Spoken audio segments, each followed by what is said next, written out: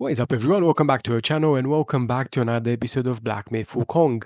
My name is Miles Rowe and in today's video I have made a guide for you guys on how to defeat the last two bosses, the order of those battles and of course the items that you need to use.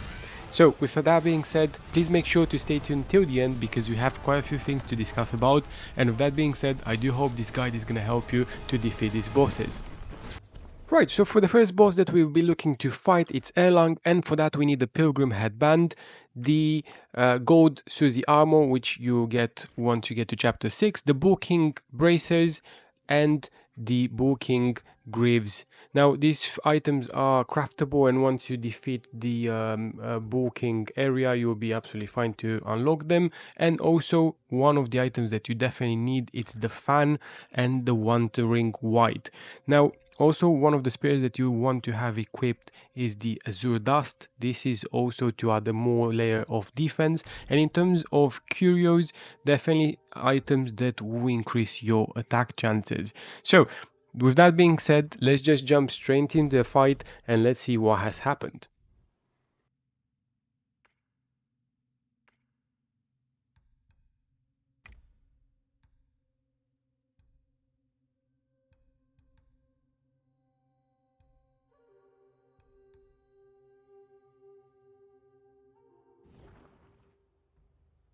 Right, so one of the most important things to know about Erlang, he has another extra layer of defense. So in order to break this defense, this is where the fan and the Azure Dust will come in handy. So make sure to use this at absolute maximum. So the first thing I would suggest with the fan is when you're about halfway on the actual battlefield, just deploy the fan and let it do its thing. What I would probably suggest also with this thing is to follow the kind of small tornado and attack Erlang as much as you can. So once you have the overcharged attack, that's good news because you'll be able to break the defense. Once that's done, I would probably suggest to either pair it with a charged heavy attack or to just immobilize him and use your staff kills in order to increase your ki. Now once these all items are kind of regained and you have full possession of the first quarter of the fight, Erlang will go into a big defense mode, which you won't be able to do absolutely anything. So I would suggest keep your overpowered staff attack for a bit later.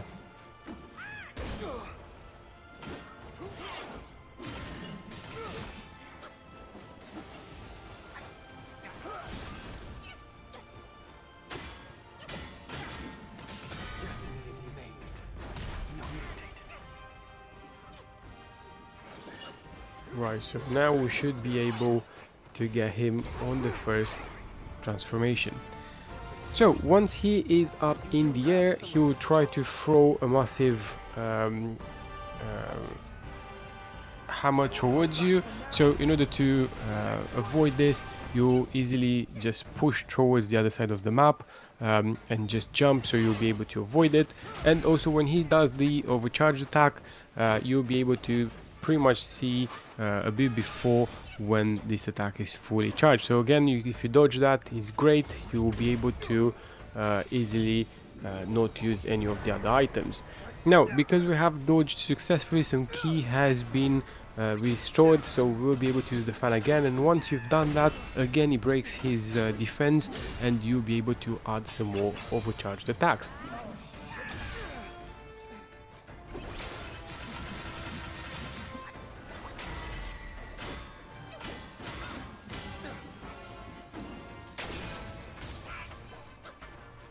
Be mindful every time after the first part of the battle, you will be seeing that every time you try to do the immobilize spell, he will be completely immune to it and sometimes even use it towards defending himself. So just make sure to dodge those potential immobilization counterattacks and obviously not to have any extra issues.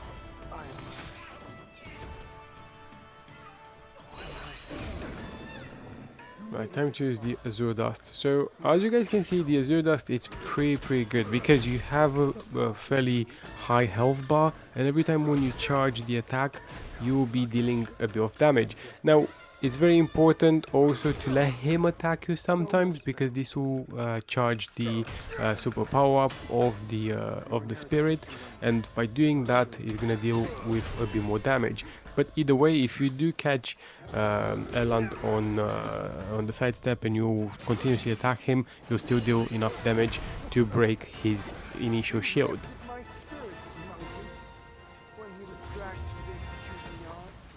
Once you see the dance lights appear, all you have to do is just continuously move left, right, back and forth, and you'll be absolutely fine. And the final bit here, when you see him charging the knives, just go on a defense staff and you'll be able to absolutely avoid all of them. As soon as the screen goes red, just move towards either of the sides and you'll be fine to dodge this section. Now, one of the things that we will probably need to do now, again, we have to deal him with as much damage as possible, but bear in mind that he has a great way of avoiding your overcharged attacks, and it's also quite disrespectful, so just make sure not to deplete this by mistake, because you will need it a bit later.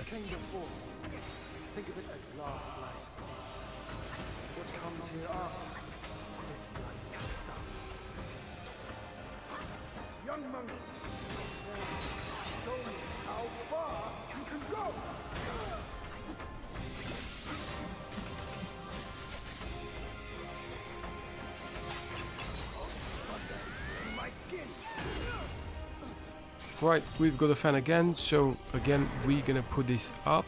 This is gonna help us again to break his shield, and as well as dealing a bit more damage.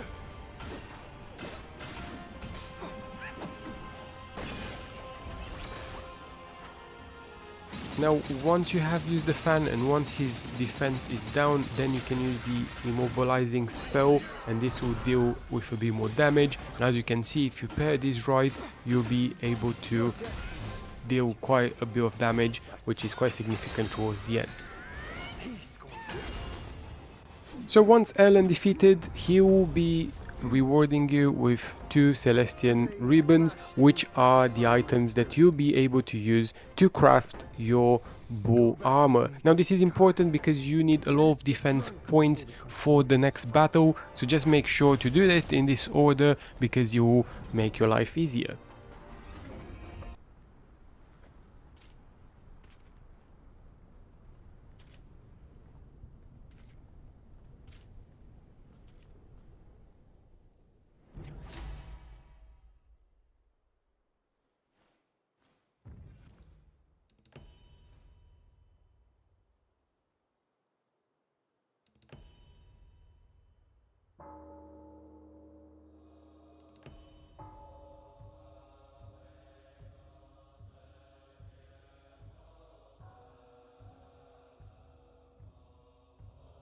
Right, so moving on to the stone monkey. Now these are the items that we will need for it. The build is very much similar to the previous one. The only difference is that the mask will be the bow defense mask. Now this is really key because it increases your defense by 80, which is absolutely stunning. And then in terms of curios, I would suggest adding these two. So the crystal ball, which works really well in water, and the basket, which gives you fire and chill resistance. Now by equipping these 2 items, it will really help on the second part of the battle when you have the 2 monkeys. So this is really key, just to have it equipped. Now in terms of spells, the only spell that we'll be working with is the immobilize spell as well as the cloud, but in terms of kind of extra points on the cloud, you don't really need to do anything. On the immobilize spell, just add some of the points there. And in terms of the stances, I like to work with all of them, but if you are restricted by points, just stay with the first 2, which are the pillar stance and the heavy attack. Now in terms of your main spell, I will again use the Azure Dust because he adds an extra defense layer. So for the first part of the battle, the stone monkey is actually not hard to beat, so I would suggest just using the key related spells, because those are the ones which will be growing back again, as well as just overpowered attacks, which you can easily do by dodging enough attacks from the stone monkey. So by doing that, you'll be able to defeat him quite quickly and move on to the second part of the battle. Right, once the second part of the battle starts, this is where you want to throw all the bells and whistles at him, because once you have defeated him, the game will allow you to only resume the fight from the second part, which is quite important because you won't be having to fight again the stone monkey. So just making sure everything is clear here. As soon as you're jumping onto the second fight, because you haven't used any of your spells, make sure to use your cloud spell just to resist against the first attack. You can also dodge it, but I preferred using the cloud simply because it was making it a lot easier. Now, in terms of the other points of the fight, I would suggest using the immobilizing spell, simply because this will help you regain some chi again, and the chi you can use to fight back with the other spells. So one of the things that you really want to do against the stone monkey on the second phase is to use your staff chance. The staff chance allows you to stay a bit higher up when some of the ground attacks are happening, and by using that you're also increasing the chances of having much more stronger attacks. Again, one of the things here is to use the fan, but for the fan I would suggest using it as soon as you see the second monkey being spawned, simply because they both are super overpowered, and by using the fan you will be taking some of the attention away from you, and you'll be able to focus on just defeating one of them.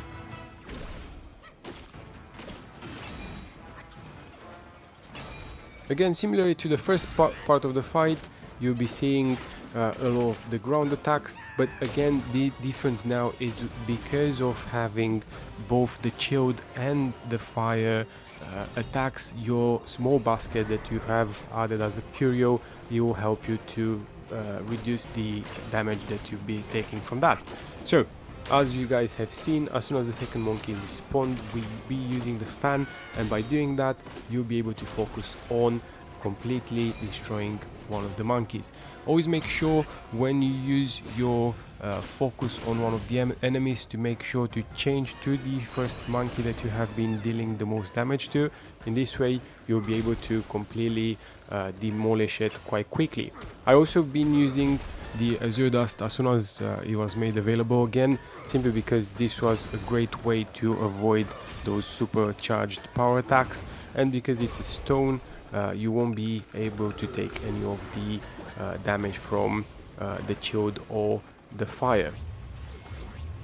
Now with the second monkey of the way, now this will become a lot easier, so now you can focus on finishing the fight.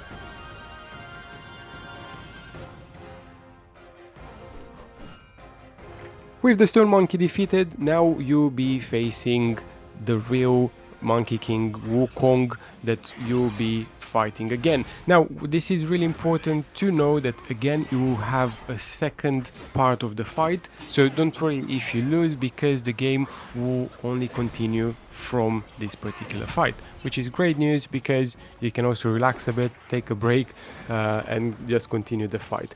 Now, in terms of our build, it will be exactly the same, and I will suggest using the same strategy as you used for Erlang.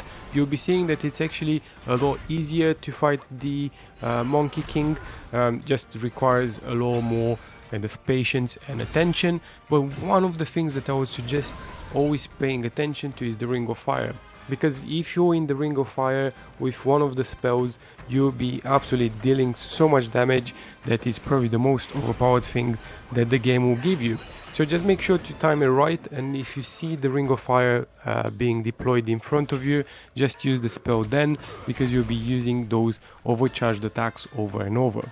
So in ending, guys, just to make things easier for you, I would suggest, as I said, use the same strategy as for Erlang and you'll be absolutely fine.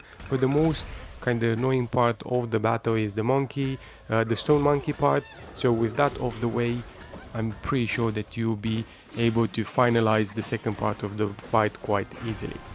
So I hope you have enjoyed today's video, guys. I appreciate it was a bit of a longer one, but with that being said, there's a lot of information, so I have made some timestamps down below to help you guys to see all of this.